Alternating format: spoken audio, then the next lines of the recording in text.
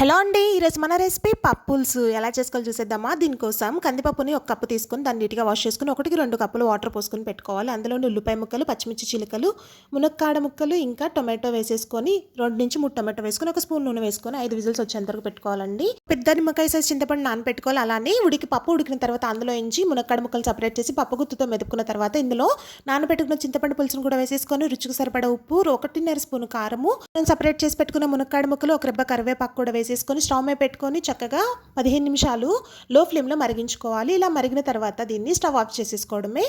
దీనికి ఇప్పుడు తాలింపు వేసేసుకుందాము. స్టవ్ ఆన్ చేసుకొని కళాయి పెట్టుకొని 2 టేబుల్ స్పూన్ల నూనె, 1 స్పూన్ నెయ్యి వేసేసుకొని ఆవాలు, జీలకర్ర, ఎండుమిర్చి, ఇంకా వెల్లుల్లి రెబ్బలు కూడా వేసేసుకొని కొంచెం ఇంగువ, 2 రెబ్బల కరివేపాకు వేసుకొని పోపు రెడీ చేసుకుని అది మరిగించి పెట్టుకున్న పప్పుల్స్కి తాలింపు వేసేసుకోవడమే. దానిపైన వేసుకొని ఒక్కసారి లిడ్ పెట్టేసుకొని 10 నిమిషాల తర్వాత లిడ్ ఓపెన్ చేసుకుంటే మన నెల్లూరు స్టైల్ పప్పుల్స్ రెడీ అయిపోయిందండి. చాలా టేస్టీగా ఉంటుంది. Please try and do subscribe.